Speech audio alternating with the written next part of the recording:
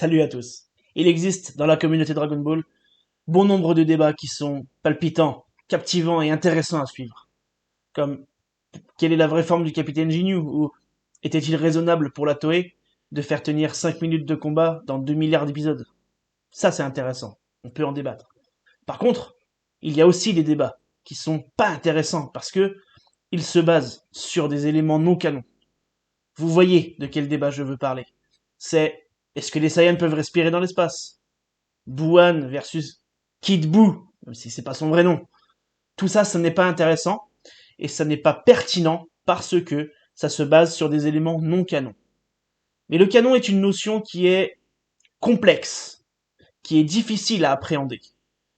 Aujourd'hui, dans cette vidéo, je vais vous l'expliquer et je vais vous expliquer aussi pourquoi l'anime Dragon Ball Z n'est pas canon. C'est parti.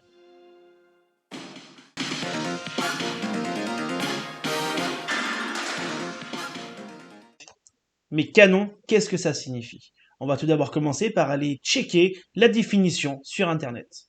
Qu'est-ce qu'elle nous dit? Dans un univers de fiction, le canon est l'ensemble des faits s'étant déroulés ainsi que tous les personnages, événements et lieux considérés comme authentiques ou officiels, dont l'existence est indiscutable, émanant de l'auteur originel. Il s'oppose aux productions non canon, souvent de la fanfiction. Mais pas que. Mais en gros, qu'est-ce que ça veut dire tout ça? Ça signifie que des œuvres produites par l'auteur original ou par des tierces personnes ne se situent pas dans le même univers que celui de l'auteur. L'auteur, il a créé un univers qui est Dragon Ball, qui se passe dans The World, et c'est son univers à lui. Il a défini des règles, il a installé une cohérence, et tout ce que les autres auteurs vont pouvoir faire, ça se passera pas dans cet univers-là. Nous avons donc là des premiers éléments de réponse. Pour qu'une œuvre soit considérée comme canon, il faut qu'elle émane, c'est-à-dire qu'elle soit créée, produite, entre guillemets, par l'auteur originel. Ici, par Akira Toriyama. Le manga, par définition, est donc canon, puisqu'il est né de la plume de Akira Toriyama. Maintenant, allons faire un tour un petit peu sur le Wikipédia de Dragon Ball Z. Dragon Ball Z, abréviation commune DBZ, est une série télévisée d'animation japonaise adaptée de la franchise Dragon Ball d'Akira Toriyama et produite par Toei Animation. Cette série fait suite à l'anime Dragon Ball et adapte les 26 derniers volumes du manga. Regardons un petit peu ce qui se passe à droite. Réalisateur, Daisuke Nishio. Scénariste, Takao Koyama. Studio d'animation, Toei Animation. Est-ce que vous voyez le nom de Toriyama apparaître quelque part ici? Non, puisque Dragon Ball Z est une adaptation. Par définition, une adaptation, ça n'est pas fait par l'auteur original. Donc, le tout premier critère de la canonicité n'est pas respecté. Dragon Ball Z ne peut pas être canon. Mais là où la notion est un peu plus complexe que ça, c'est que même des écrits de l'auteur original peuvent ne pas être canon. Je prends pour exemple Nekomajin. C'est un manga fait par Akira Toriyama qui se passe dans le monde de Dragon Ball, mais qui vient en contradiction. Ce geste n'est pas du tout le bon, du coup, avec les éléments de Dragon Ball, le manga. Donc, l'auteur se contredisant lui-même, ces nouveaux écrits ne peuvent pas être canon au manga Dragon Ball qu'il a écrit auparavant. Donc c'est le deuxième critère de canonicité. Les éléments mis en place dans les productions ultérieures doivent ne pas entrer en contradiction avec les éléments déjà mis en place. Si on grossissait le trait, on pourrait prendre par exemple dans un manga, Toriyama écrit et fait un personnage, fait de Goku un Namek. Ça ne pourrait pas être canon. Toute son histoire, aussi bonne soit-elle, toute son histoire ne pourrait pas être canon puisque elle entrerait en contradiction avec un élément primordial et structurel du canon de Dragon Ball, qui est en l'occurrence que Goku est un Saiyan. La notion de canon s'applique aussi aux événements et aux lieux qui se trouvent dans l'œuvre. Par exemple, dans le manga Dragon Ball, dans le canon Dragon Ball, l'enfer n'est jamais représenté. Nous avons là où se trouve le roi Enma, où Goku va lorsqu'il meurt la première fois avant de rencontrer le maître Kaio, mais l'enfer n'est jamais représenté. Toutes les représentations visuelles que vous avez viennent de l'animé Dragon Ball Z, et tout ça, ce n'est pas canon.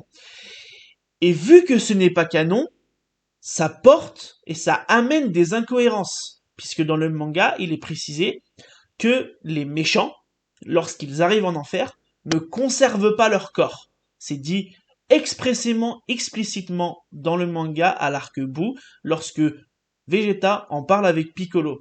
Seulement, dans l'arc-bout de l'anime Dragon Ball Z, on voit Freezer, Cell et tout le monde regarder le combat contre Boo avec leur corps.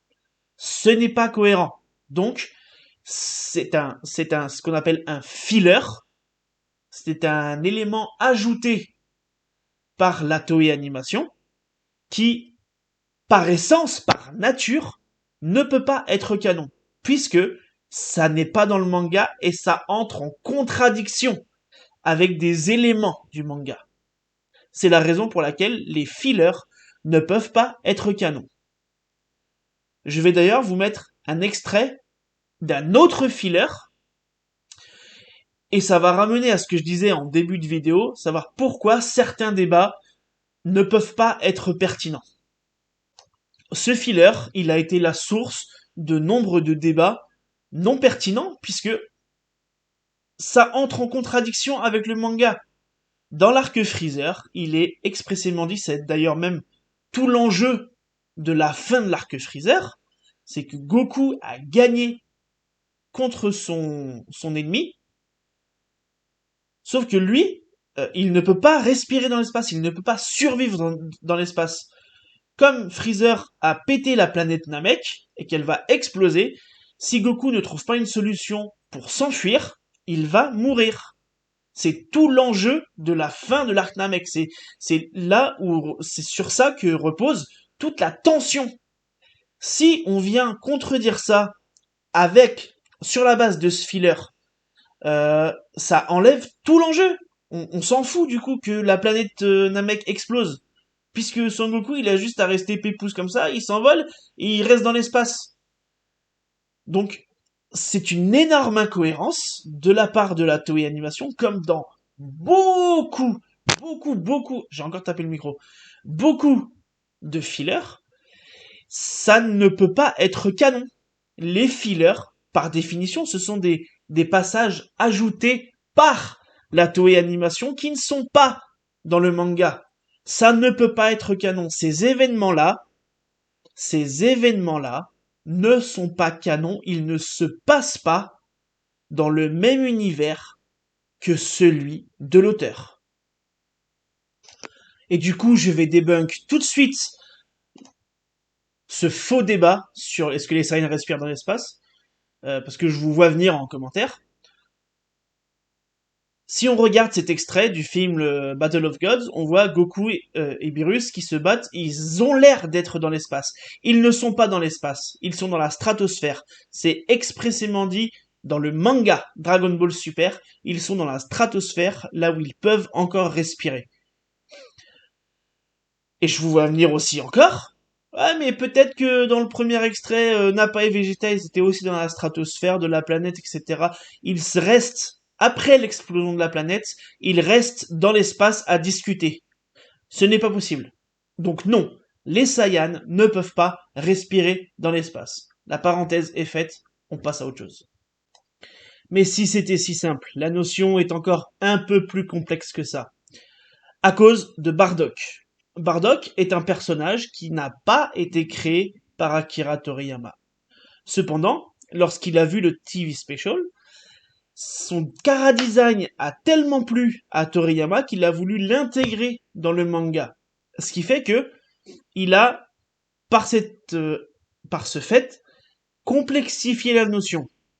Bardock a donc un chara-design, le premier Bardock, celui de Dragon Ball Z, a donc un chara-design qui est canon au manga, puisque Toriyama l'a intégré au manga. Les événements relatés par le TV Special ne sont pas canons, en revanche.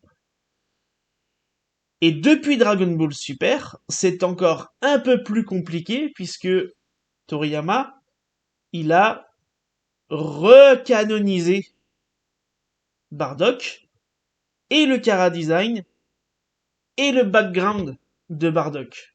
Donc, les premiers événements du TV Special n'ont jamais été canons, seul le chara-design l'était, et les événements du film Dragon Ball Super Broly sont canons.